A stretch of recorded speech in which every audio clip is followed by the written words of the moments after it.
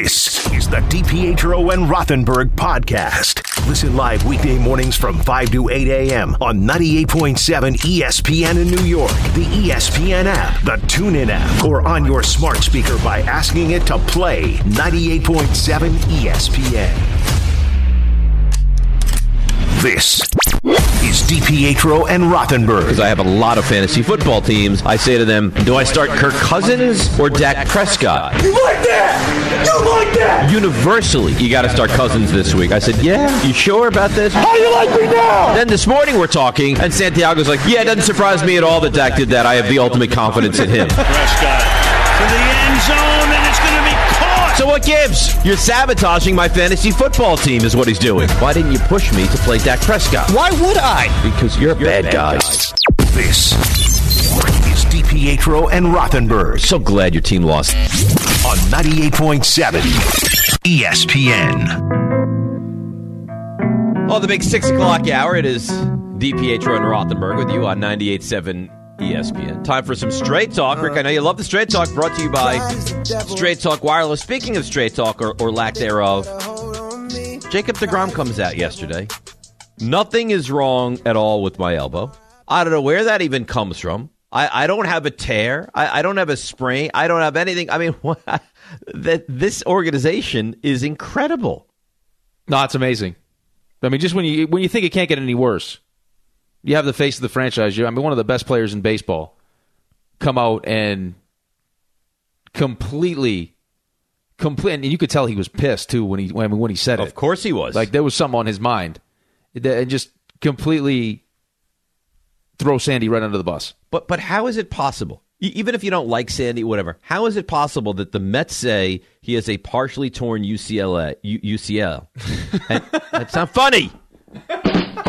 I'm making a point, and now you're giggling. All right, listen to me. How is it possible that that Sandy says he has a partially torn UCL, and this guy comes out and says, no, that's just not true? How is that possible? And what am I supposed to believe? It shouldn't be. How is it possible that Noah Syndergaard would tell everyone he's not throwing sliders, and the manager doesn't know? Oh, really? You're not throwing sliders? Or that for some reason when Matt Harvey was coming back from Tommy John that they had no innings limit. But what innings limit? I don't know. The one that every single person that comes back from Tommy John has? The innings limit? Yeah, I mean, there's a huge problem here. I mean, they got to clean house. They have to. I think John Heyman tweeted yesterday that Sandy's going to be back. Yeah, but he's not running. No, he won't run running baseball. You got to bring in. You have to bring in a guy that can change culture, everything. You need Lou Amarillo is what you need. Yes, you do. And you need a manager that's gonna hold these guys accountable. I don't need a manager that's gonna be buddy. You need You need Buck Showalter. You need someone like that. He's terrible. I'm sorry. Sets the tone. Luis Rojas is a terrible manager. Well, I don't think he's good either. I don't think their analytics department is very good. I don't know who's making decisions. I don't think their weather department is very good. I don't know exactly who it is. I think their weather department stinks. They haven't been good at that. First is a lot of screens, seeing different Dopplers. This has not been a good first year for Steve Cohen. No. In the new ownership. No. At all. I mean, if you didn't know who the owner was, you would say the Wilpons are still in charge of the Mets. Correct. Yeah. Nothing's changed.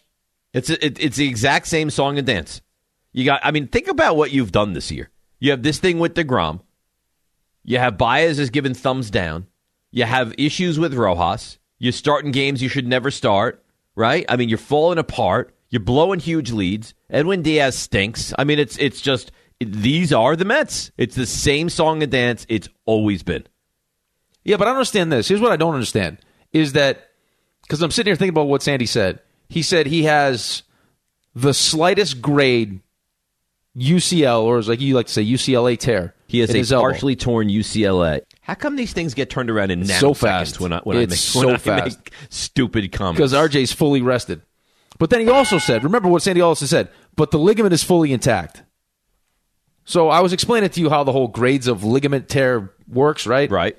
So the one he had it's not, don't really think torn. It's like micro, like tiny little micro tears that you have in the tendon. So there's nothing like really torn. So, I mean, he said the tendon is The ligament is fully intact. So they're both kind of saying the same thing. I'm sitting here thinking, like, why did Sandy need to share that information with everybody? Well, wouldn't you get on the same page, though? Of course. Wouldn't you talk to the player and say, all right, this is what it is. We need to be on the same page so we have the same, statement to the media. United front.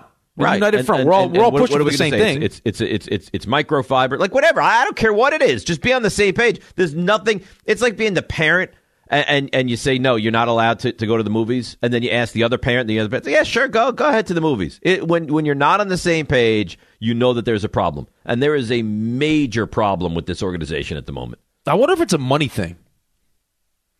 But how? I wonder if it's a money thing. Well, how? Explain. I don't understand what that means. Well, no, leverage-wise, like he wants to decide he wants to, opt out of his deal and he wants more money.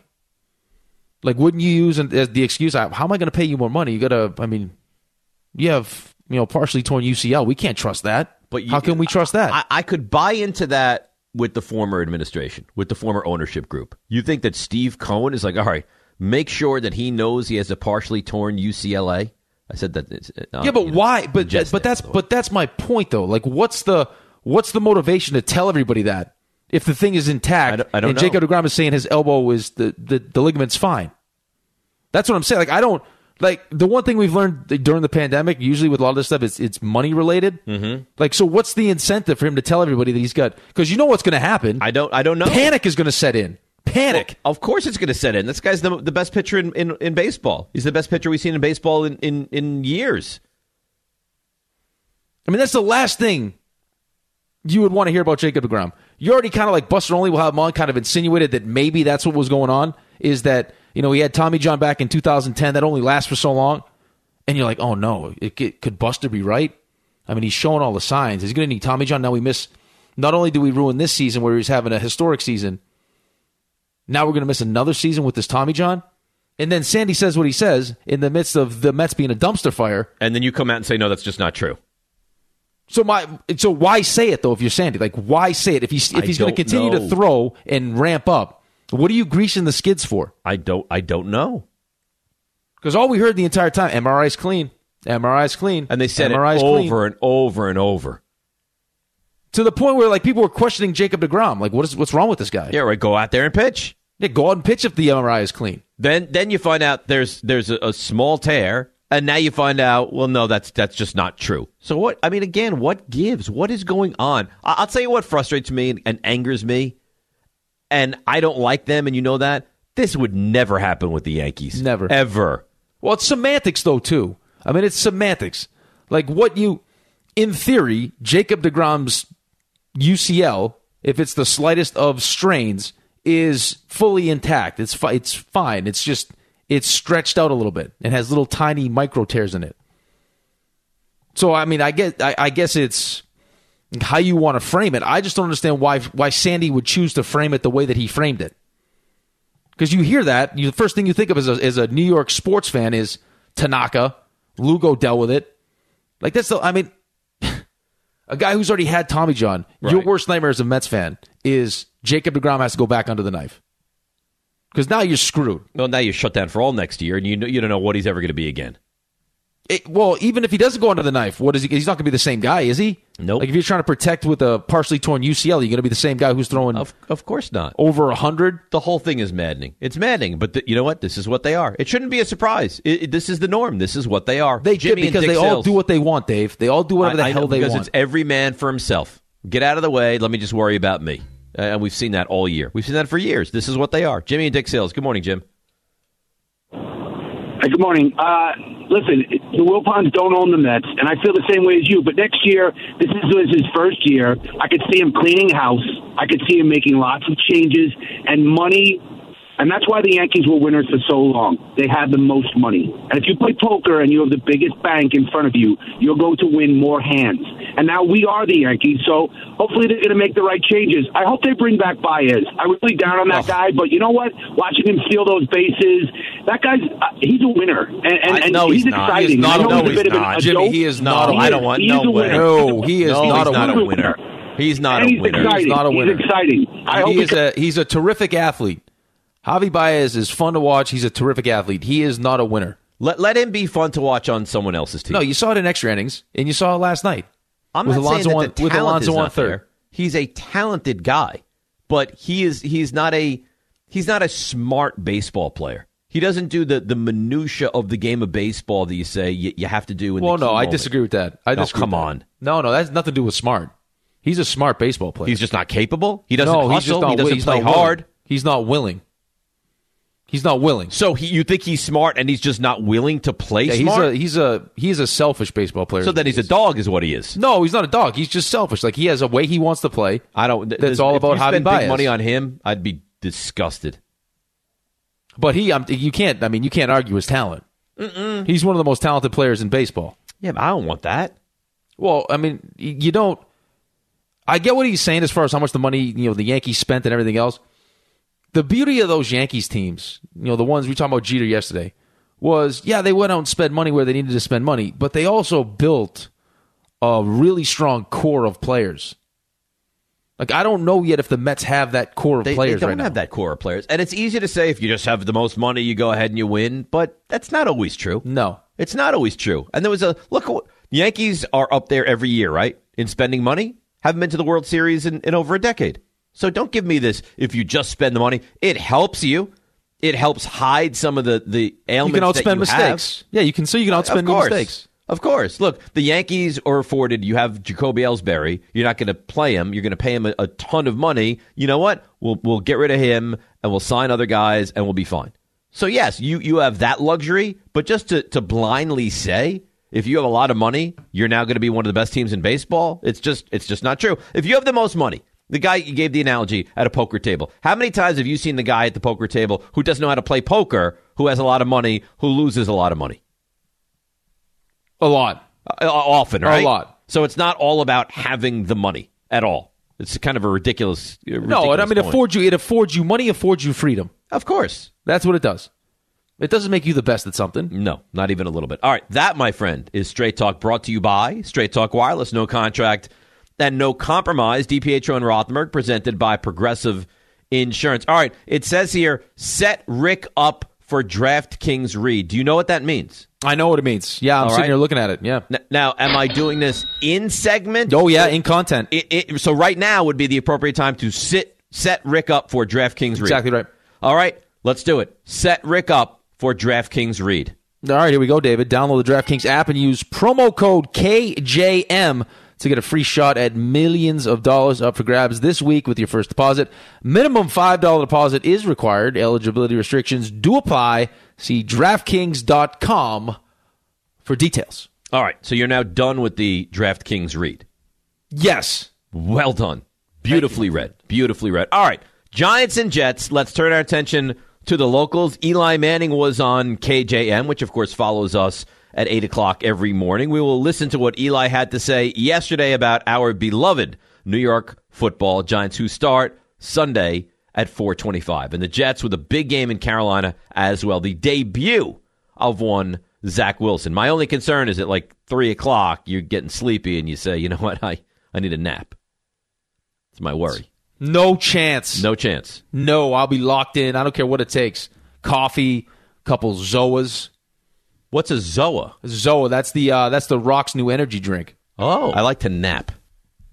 Not on football Sundays. That was my pre-ceremony beverage of choice. What for RJ? Oh yeah, I went Zoa. Were you nervous? Yes. You were? Yeah, well, I mean that's a big moment for RJ. RJ, yeah, were you nervous?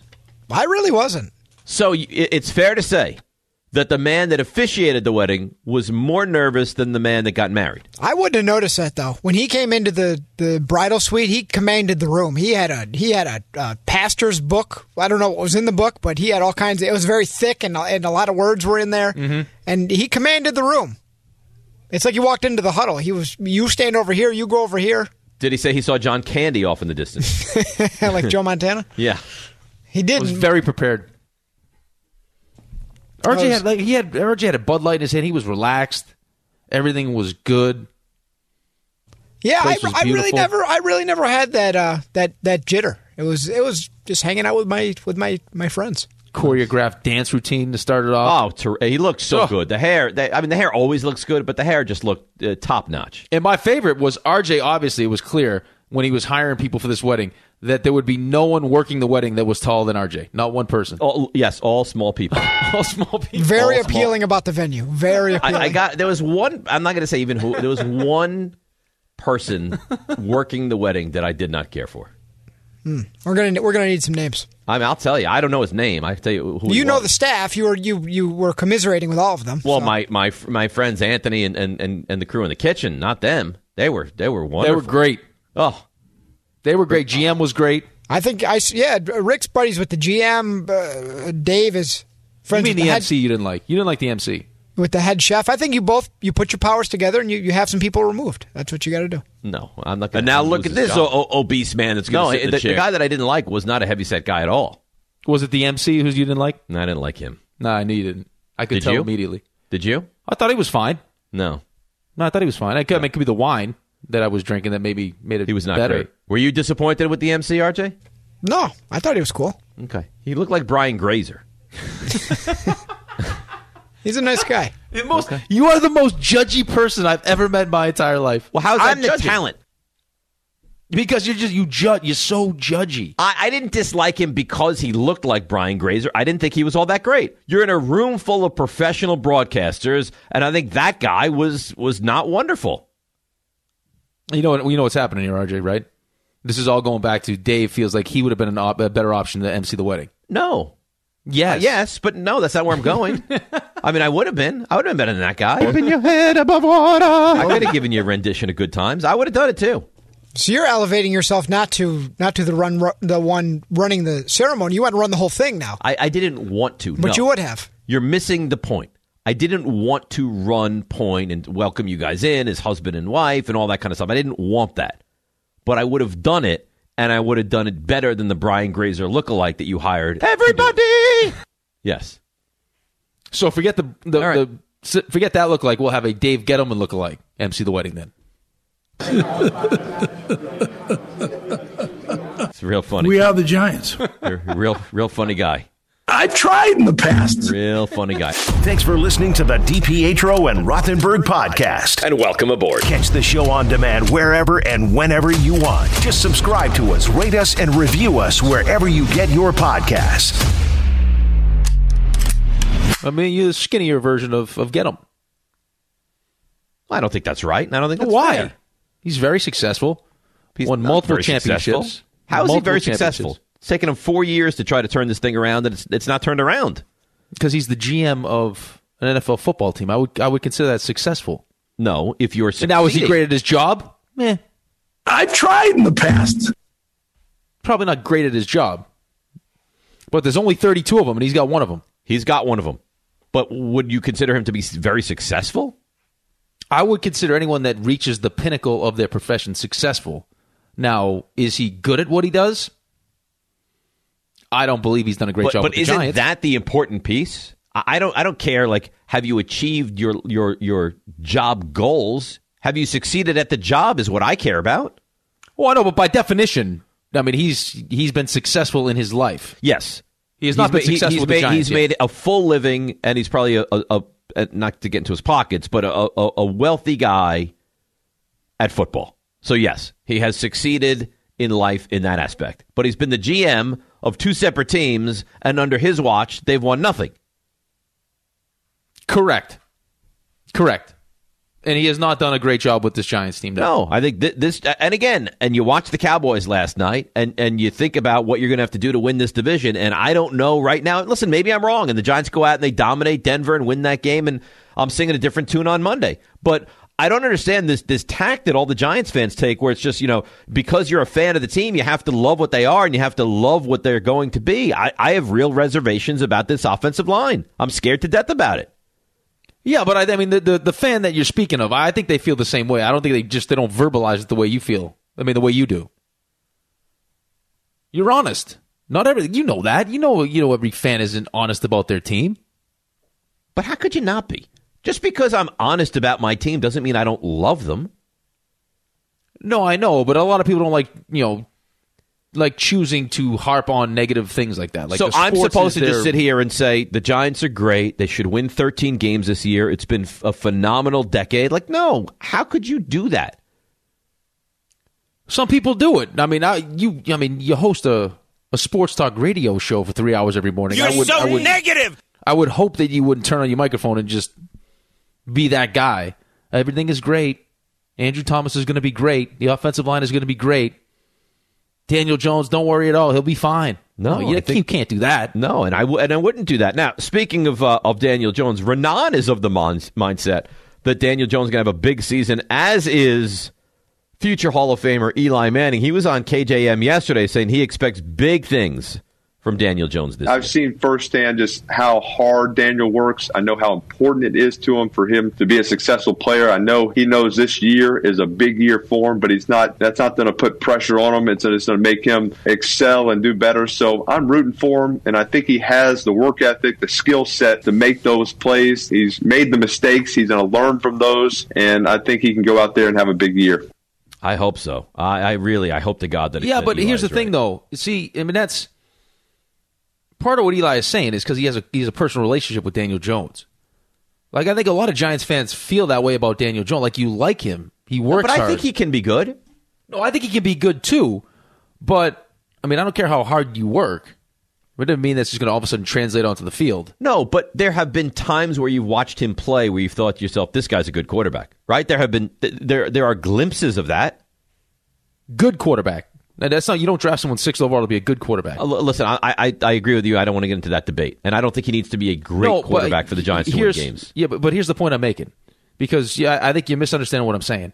Is I'm not a Giants fan, and I would like to see it work out with Daniel Jones. So I think he's built to be the quarterback for the Giants. Like, he has all those kind of intangible things that Eli Manning has. New York is not too big for him. He's a leader. He doesn't get fazed by the moment. I completely agree with that. But now that has to translate to wins. Yeah, but the problem with that is he just might not be good. And we don't know yet. And I don't think, I mean, let's not forget either, and this will sound like an excuse. It's not an excuse. It's one of the reasons. Last year was a screwed up year, man. It was for everybody. For Andrew Thomas, for the offensive line, it's first year of Joe Judge, first year of Jason Garrett, new system. You had no offseason. You had no preseason. I mean, that's a lot. And Daniel Jones going into his second year with no Saquon Barkley, by the way. That's a lot. It's a ton. But you know what? At some point, we have to stop with the excuses. We have to stop with there was no training camp and there was no preseason and there was no this and we didn't have that and it's a new offensive line and he didn't have weapons and it's just you're right. But at some point, this is year 3 now. If you're a really good quarterback, you have Barkley back now, you have Kenny Golladay, you have Sterling Shepard, you have Darius Slayton, you have the 4th overall pick at left tackle. I mean, you have Nate Solder at right tackle. At some point, I have to watch you produce, and this is that point. Well, of course it is. Of course it is. I mean, you're in the same spot the Jets were last year with Sam Darnold. Yes. Having to make a decision. Yep. And you finally traded down to the draft to give yourself more assets to give yourself the flexibility to make a decision here moving forward. The excuses are gone. I agree with you. I will say this, though, and part of the reason I didn't want to tell you this because I don't think you heard it. I was listening to Bart and Hahn, local meet yesterday or the day before, and they had D Wood on, and they asked him about the Giants in the offensive line.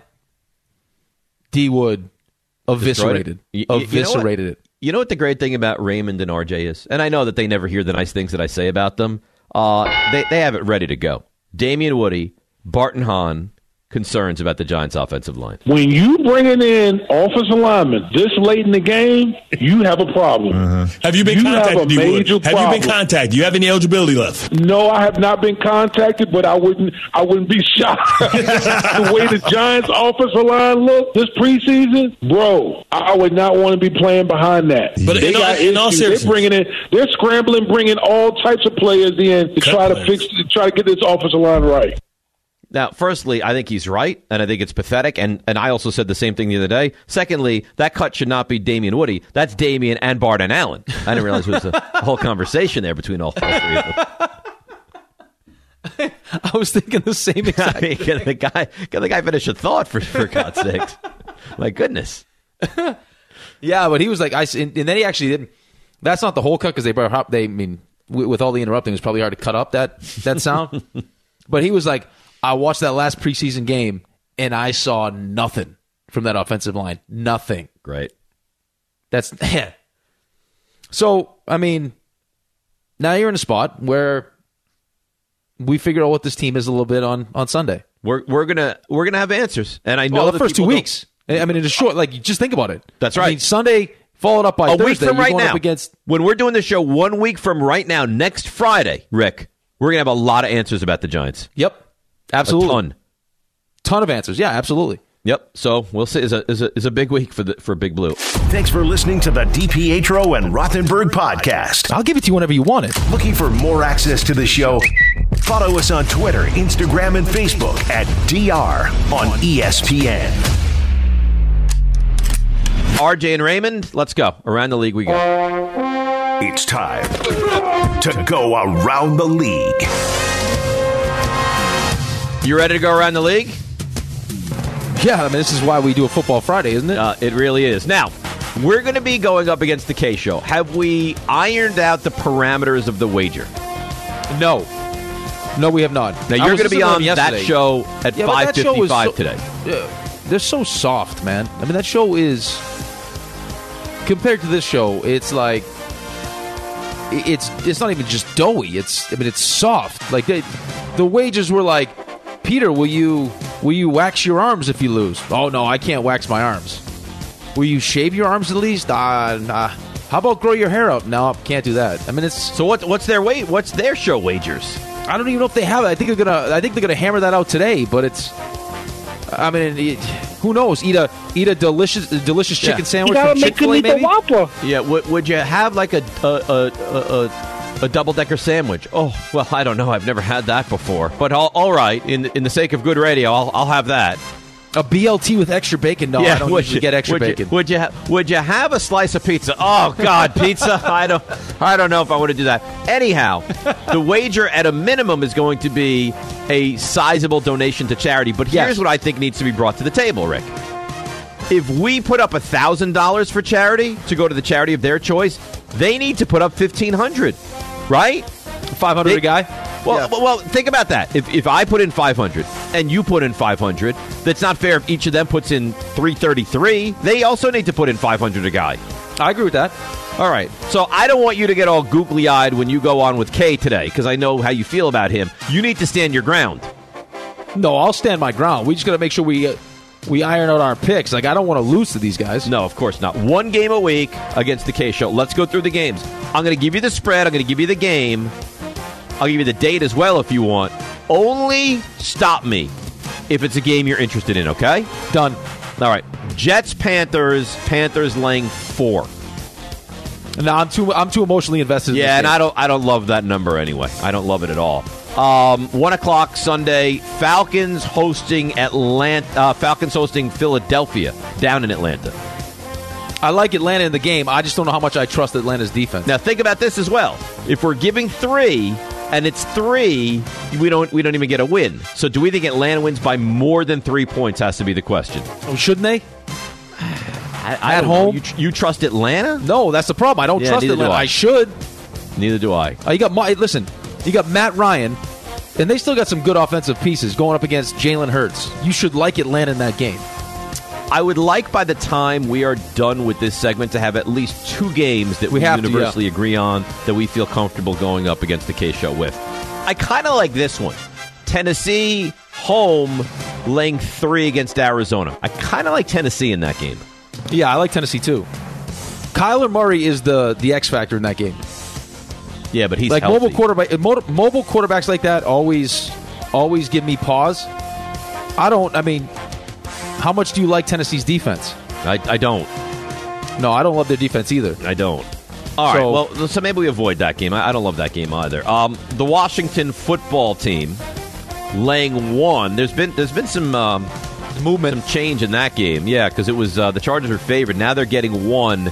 Games in Washington. As we know, Austin Eckler did not practice Wednesday, did not practice Thursday. I believe a hamstring for him, and he's a big piece of that Chargers offense. Yeah. I couldn't believe the spread. And we talked about this earlier in the week. It was this spread and it was the Giants spread. It's like, how little do you think about the NFC East if Washington is, with that defense, a home dog? But, I mean, people smartened up, started betting this. I'm just saying this. I'm not telling you we have to go with it. But could you imagine the message we would send to the K-Show if we beat them with Peter's own team? Oh, that would be quite a statement. It really would. All right, so put that on the back burner. RJ, do me a favor. Make a note of kind of the games we're considering here, and when we regroup, we'll maybe decide. Seattle laying 3 on the road. Carson Wentz going to play in this game against the Indianapolis Colts. I don't feel strongly either way on this one. No, I like Seattle. Indianapolis is a good team, man, and they got a good defense. And their Seattle's lines are pretty good. damn good on the road. I don't know what to expect from Carson Wentz. That's the thing. I have no idea what to expect from Carson Wentz. Week 1s are hard, and these 3-point spreads are hard because now you're telling me that Seattle can't win on a last-minute field goal. They need to actually win by more than 3 for us to get the victory. Moving right along, Minnesota at Cincinnati. Vikings laying 3, but here this gets me nervous too, and I'm so neurotic with this stuff. The Bengals are minus 115 plus the 3, and the Vikings are minus 105. So Vegas is telling us that there's a little more belief in Cincinnati to cover the number than there is Minnesota to cover the number. Because I kind of like Minnesota in this game. I do too. I like Dalvin Cook. It would have to just be how much do you trust Kirk Cousins.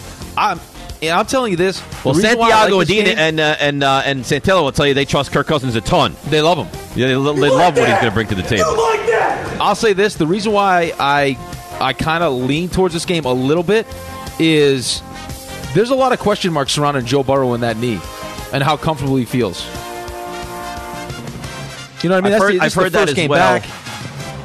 I've heard that as well, but you know what? He looked so good last year, and their offense, they're really talented offensively. Well, Jamar Chase can't catch, though. He can't catch in the preseason. I know he struggled, but they still have Boyd. They still have Higgins. T. Higgins. I don't know. Mixon. I'm interested in Minnesota. My interest is peaked with Minnesota. Okay. I think I like this game. Jacksonville at Houston. I know it's the first ever start for one Trevor Lawrence, but I think Houston's going to be a dumpster fire this year. Jacksonville laying 3 points on the road against Tyrod Taylor and the Houston Texans. Yeah, I don't know if I want to go our first pick against the K-Show, picking a team that won one game last year. As bad as I think Houston is going to be, I don't know how comfortable I feel rolling with Jacksonville. All right, I'm not going to make you do something you're not comfortable with. In Buffalo, the Bills laying 6.5 to a team that you continue to tell me you like, and the Pittsburgh Steelers. This feels like a lot of points. It does. Too many. A lot of points. Too many. This is one of the games that I felt pretty good about, and I would take the Steelers and the points. How about, what kind of message does this send to your teammates, too? I would be fired up. JT Watt walks into the owner's office and goes, I don't care what my agent said. We got a deal. I got to go work out. Love it. Like that. Get the deal done. What did he get? $112 million? 80 guaranteed at signing, yeah. Yeah. You know what? Get the deal done. I'm going to work out. I'll see you on the field. I love it. All right, this is the last 1 o'clock game, and there's nothing we love at the moment. San Francisco giving 8 on the road to the knee-cap-biting Detroit Lions. Well, I think we both. I believe San Francisco is going to win. It's just a question about how many. Going to win. By how many? That's a big number. The thing is, you don't know what these teams are going to be. I don't want to start week 1 laying 8 points. I don't want to lay 8 either.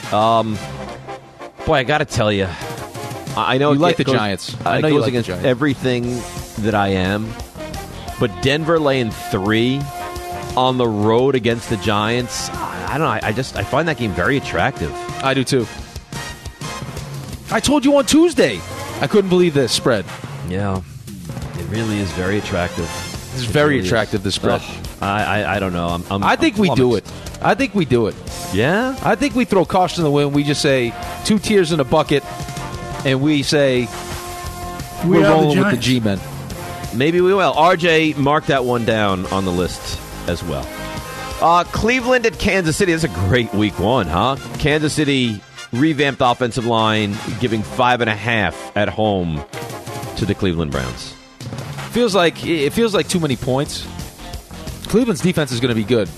Very Kansas good. City. Have you looked at During the next break, Google Patrick Mahomes' numbers in the first month of the season. They're insane. Like Andy Reid in the first month of the season are unbeatable. I don't think he's thrown... I want to say, I could be wrong. I think Pat Mahomes in September, I want to say, has thrown 32 touchdowns and no picks. Oh, my. That's wild stuff, if that's the case. But we don't love that game anyhow. No, we don't love it. Miami, I want to watch it. Of course you're going to watch it. Miami +3 on the road in New England. I don't love this game. I mean, this would be a great game. You got Tua going against Mac, but I would stay away from this one. Yeah, I probably would as well. Now, this game, I think, is being played in Jacksonville. Yep. Green Bay, so you say on the road, but I don't know that you consider it really on the road. It could even be more Packers fans there. Green Bay giving 3.5 to Jameis Winston and the Saints. I like Green Bay in the game. I kind of like Green Bay also. But, I mean, it's no left tackle. Bakhtiari's out. That concerns me a little bit. But, I don't know. What's Jameis Winston going to be? I mean, has he cured the turnover problem with the LASIK and Sean Payton? I don't know. We have no idea. And you got no Michael Thomas, too, by the way. Well, he's out for the first, 6 weeks of the season. Yeah, I could be talking to Green Bay. All right, I kind of like Green Bay as well. Mark that one down, RJ. The Bears, Sunday Night Football, on the road against Matthew Stafford and the LA Rams. I like the Rams. I like the Rams a lot. It's a big number, though. It is. 7.5 is a big number. But Andy Dalton, need I remind you, is the starting quarterback. They got a good defense, though. I mean, Chicago does have a good defense. They do, but how long can it hold up for? And you figure if there was an offensive mind that could find the cracks in that defense, maybe it is Sean McVay? Well, you'd imagine, too, like offensive geniuses like Sean McVay or Kyle Shanahan, Andy Reid. Yeah, I mean, you know who you're playing week one. We'll have spent all this time coming up with new plays, game planning. You would think. And lastly, an ESPN vehicle. Monday Night Football. Baltimore at the Las Vegas Raiders. First time there'll be fans in Vegas for the game. Baltimore giving 4. Did you see, by the way, the story that Mark Davis is considering building a new mansion that looks like Allegiant Stadium? Really? Yes. A stadium-looking mansion? Yes. Oh, my God. He's an interesting... Pull over, you pumpkin pie haircutted freak. Yeah, he's an interesting fella. It's a cardigan, but thanks for noticing. I actually like Vegas and the points in this game. I don't. At all. Have you seen what's going on in Baltimore? I understand, but you know what? I still think Baltimore's defense is legit, and I don't know how they slow down Lamar Jackson. I will not sign on with that. Well, they have no running backs left. In fact, I'd be willing to do kind of a Sunday breakfast to your co-host's home on Tuesday morning with Baltimore laying 4 against the Raiders. So you would lay the 4? I would lay the 4. We can discuss this further. No, I don't need to. Breakfast bet.